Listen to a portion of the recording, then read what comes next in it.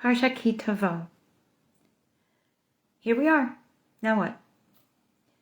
Last week, we focused on the many mitzvot associated with when we are out and about in various places, many of them appearing in our Torah for our first time.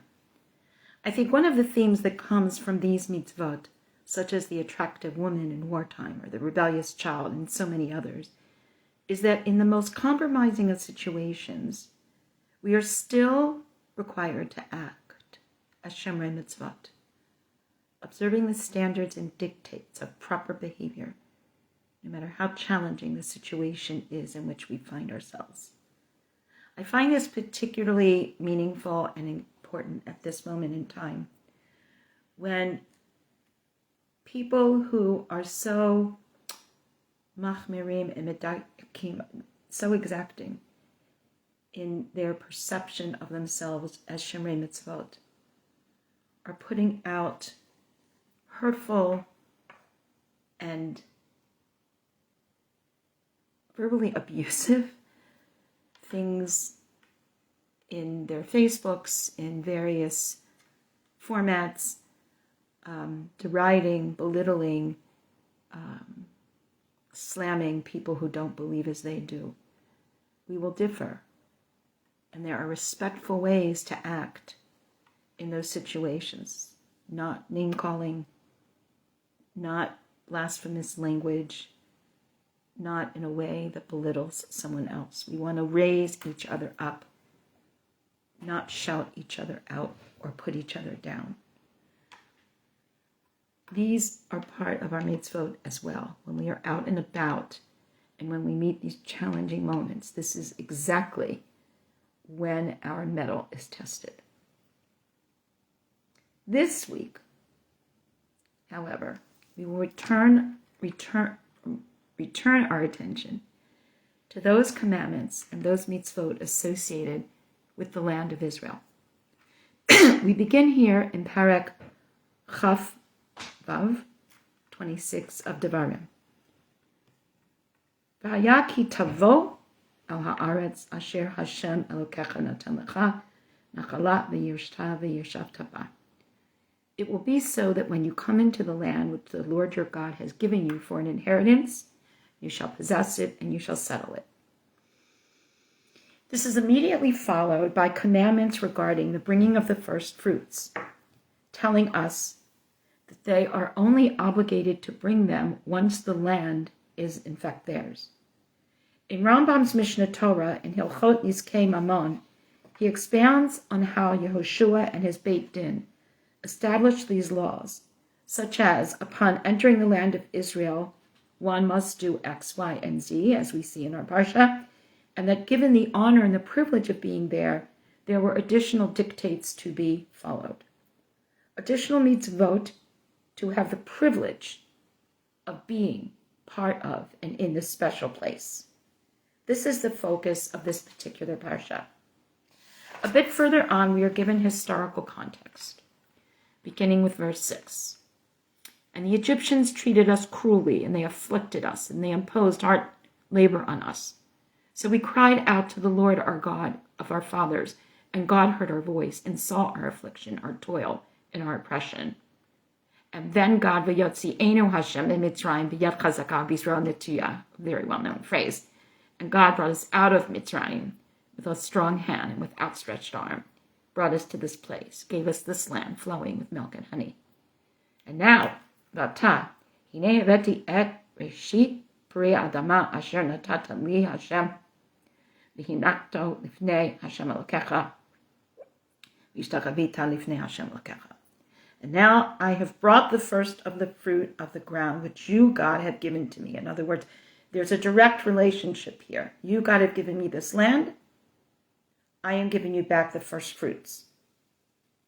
And you shall then lay it before the Lord your God and give God that honor. Then you may rejoice. V'samachta b'chol hatov asher natan Hashem, with all the good that God has given you and has granted you. We might want to ask why this text is positioned here, within the laws of the Bikurim, the first fruits. Let us consider this. My husband carefully, and I, carefully and lovingly, plant our vegetable garden every year. He plants, I water. I water it daily, and we watch for peppers, tomatoes, and squash to appear. There's always a celebration when the first tomato is ripe, the pepper is ready to pick, and any squash might appear. Here we are in Chutz La'aretz. We thank God for the fruit of the land, and we say the appropriate blessings when we derive enjoyment from them.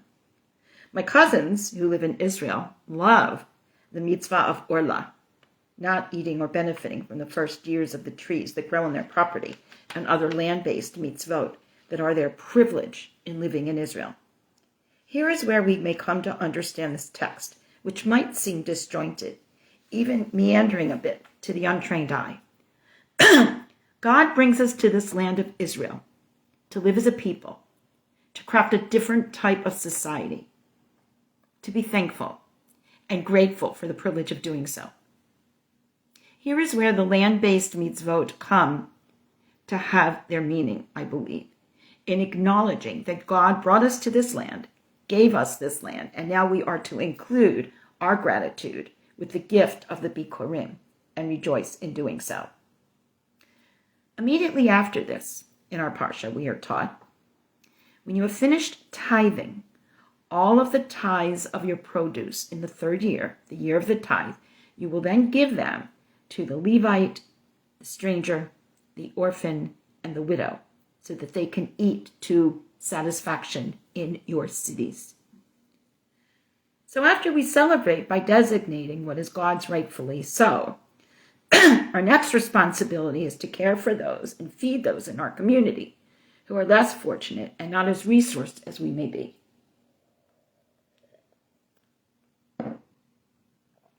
This too is an expression of gratitude for all that we have and a required level of gracious sharing of what we are able to produce. All of this is to take away from the hubris that often in many cultures has been attached to landowners, and to remind us that we are all responsible for and to all in our communities according to God's instructions. In other words, within our freedom status, we are to provide, and we are able to provide for both ourselves and others who are not as able. As we read, verse 16, this day the Lord your God is commanding you to fulfill these statutes and ordinances. Hayom. And Hayom appears a lot here. In other words, Hayom, remember Devarim, this is still present, even though the events that led us to this point are in the past, and also for the future. And when you read this, Hayom, we are reading it as today as well. Hashem Elokecha mitzavacha va'asot et hachokim ha'ele ve'et hamishpatim. God has commanded us to observe both the laws that we may not quite understand and the laws that are clear. Ushmatam v'asita otam b'chol v'chol nafshecha. That sounds familiar. And you do them, of course, with all your heart, with all your soul, as we say in the Shema. You have selected the Lord this day, et Hashem hamarta hayom liyot l'cha Elohim, to be your God, to walk in God's ways, lalechet b'derachav u'lishmor chukav, and to observe God's commandments, God's ordinances, and to obey Him. You have made this choice. In other words, we are to be active, not passive participants in this process. And in turn, Hashem hamaricha hayom lihiyot lo la'am segulak asher diber lecha lishmor mitzvotav. And in this relationship, this symbiotic, interactive relationship, God has chosen you to be God's treasured people, to speak to you, so that you should observe God's commandments, including those attached to the land. And to make you Elyon, supreme above all nations, so that you have a name and glory. And to be a kadosh, a people, a sanctified people, as God has spoken. So we have two phrases in here, Am Skula and Am Kadosh. And again, these are to be earned Names, not indication of privilege. We are to continue to do as we do in order to be worthy of these names that we are given and the position that they mean. The special gift of the land and our special responsibilities and status of privilege within it are symbiotically connected. They are not separate matters, as one or others might prefer. Others may prefer to divide, for example, themselves as they see themselves ritually observant, but not so much caring about others in front of them, dealing with social justice issues and things like that. They are symbiotically connected and inextricably so. We cannot enjoy what we have here without God's blessings and without sharing those with others who do not have as much. It is interesting to me that precisely at this point the Tochecha appears in our Parsha.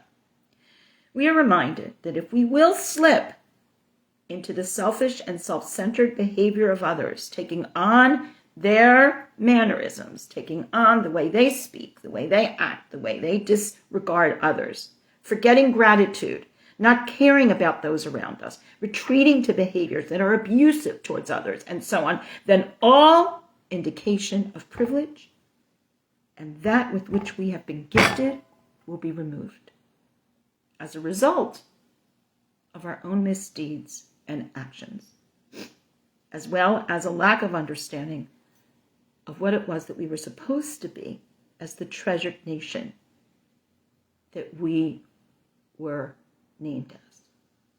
We are who we are. We have the land we have, as I've said before in other Parshiot discussions, in order to show a better way, not to sink into the abuses and the misuses and the practices of others. If we do, then we would be the ones wandering, living in fear and without protection. Note the linkage, the precondition for this status. And God has chosen you today to be an Am Skula, to be this treasured people. Kasher diber lach ulishmor kol mitzvotav. As God said to you, and you will observe God's commandments. You will speak properly. You will care for the orphan and the widow. You will have compassion for others. You will be empathic. You will not hate those who are different than you, and so on and so forth. The Haftarah from Yeshayahu, chapter 60, reinforces this notion of our part in our destiny. We read, Kumi uri kiva orech. This should sound familiar to all of you. Uchvod Hashem alayich zarach. Arise, shine, the light has come, and the glory of God is shining upon you. For behold, darkness will cover the earth, a terrible darkness will cover the kingdoms, and God will shine upon you, and God's glory will shine upon you. Yizrach Hashem alayich, uchvado alayich yireh. And nations will go by your light, and kings by the brilliance of your shine. Violence will no longer be heard in your land, neither robbery nor destruction, and you will call salvation, your walls and your gates praise. And your people, all of them, will be righteous. And they will inherit the land forever. The smallest will become 1,000, the least a mighty nation. I am God. In its time, I will make this happen. It's way too easy to focus on the gift of status we want to claim. It's easy to go out and say, we are the chosen, we are better, we are this high nation. But it's much more challenging to act in an honorable way, Ki Tavo, when you come into the land, Ki Teitzei, wherever you go out and about, and to remember that there are responsibilities that each of us has to fulfill, and they are necessary to the maintaining of the gift or the status that we have been given. Yet, the Tochecha in our Parsha reminds us also of the terrible things that will happen if and when we go astray. I'm often asked in my multi-faith world and by my many, many students in the many, many years that I was involved at Akiva Barak and in my consulting, are you saying that the Jews are better than everyone else? No, not at all. Not at all. What I'm saying is that I do believe that God has chosen this people to show a different way. And I believe that there are wonderfully good and well-meaning and mitzvah doers and wonderful individuals in all groups in our world. However, I feel that we all have our outliers, the ones who are not living by the way that they should. But I get particularly upset when I see people who walk around and who put themselves out there as a model of righteousness and of everything that is the best of us, and then act in ways that are so hurtful and are so focused on them being right and anyone wrong being this horrible, terrible, awful, belittled, worthless individual. That has done so much harm in our world. And for someone to put themselves out there as a model of any religious system and to do that hurts me even more. The Tochecha reminds us that if we don't do it right, if we don't hold ourselves accountable, and if we don't fulfill the responsibilities of proper speech, of taking care of each other, of seeing the pain in the other, of holding on to humility, and so many other things, then terrible things will happen. As Rabbi Lord Jonathan Sacks, Zichrono L'Shalom, reminds us constantly in his teachings that live on, this passage raises the most fundamental questions. Is God a God of anger and retribution? What about the sufferings of the innocent? Is every bad thing that happens to human beings an instance of divine justice? Do victims always deserve their fate? Did not Abraham say, "Will you sweep away the innocent along with the guilty," when he was defending the people of Sodom and Gomorrah? What if there should be 50 innocent people in the city? 45, 40, 30, 20. Shall not the judge of all the earth deal justly? Did not Moshe say, "Shall one man sin? And would you be angry with the entire congregation because of it?" The question is most acute in relationship to the Holocaust itself. Why did God not stop the slaughter? To put the dilemma in its sharpest form, either God could not have prevented Auschwitz, or God could have, but chose not to. If God could not, then how can God be all-powerful? If God could but did not, how could God be all-good? These are difficult questions. No tradition has wrestled with them longer or with greater courage than Judaism. For these are not doubts that are raised by unbelievers, but by those who try their best to be their best. As we consider our world today, the heightened degree of anti-Semitism, hatred of all peoples by each other, look at what's going on in our country in terms of Islamophobia, in terms of immigrants, in terms of people of different groupings, not understanding mental illness, not addressing socioeconomic categories of food insecurity or home insecurity, and so on and so on. Ignoring all of these things in our world, while excessive wealth abounds and is used without concern for those in need,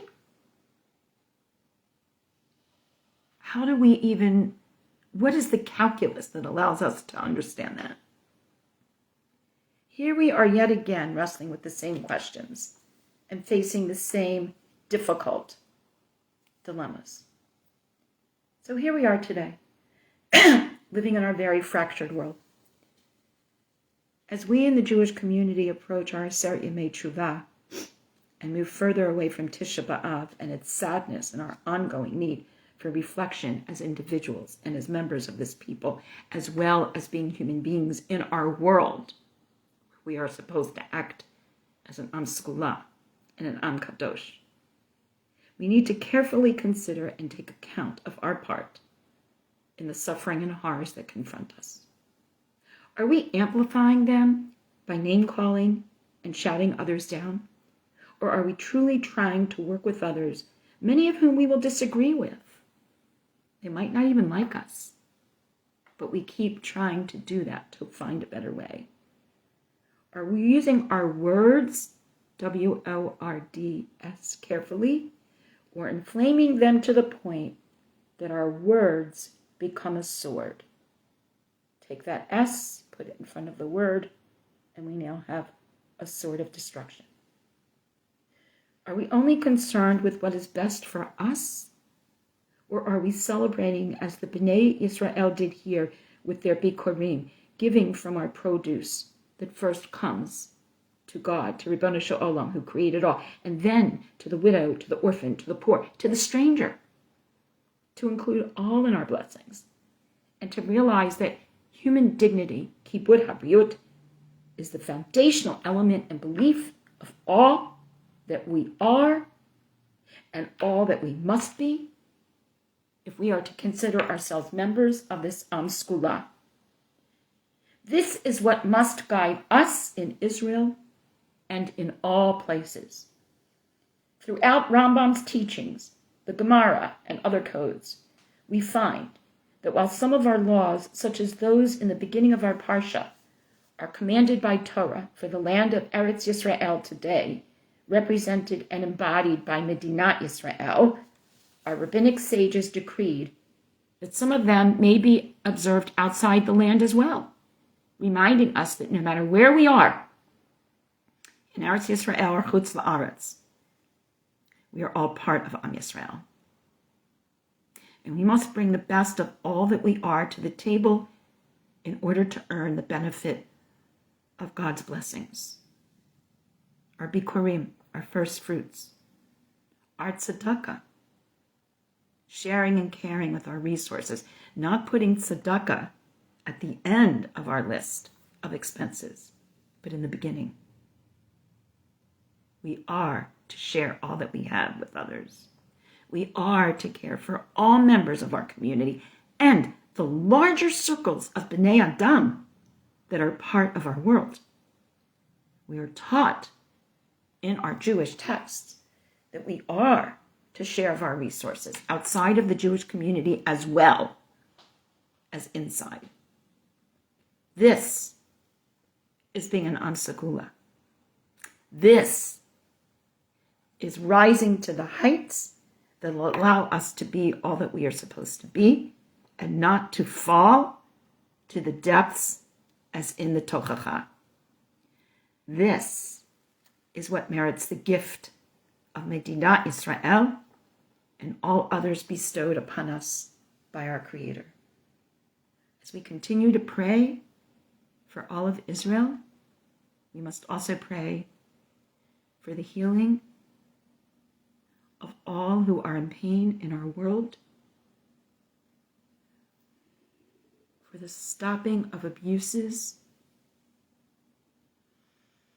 and for empathy, the very empathy that God shows us as frail human beings, we must show to all human beings who are God's creatures. This is what it means to be an Am Segula, to be an Am Kadosh, in Medinat Yisrael and wherever we may live and go. Shabbat Shalom u'lehitraot.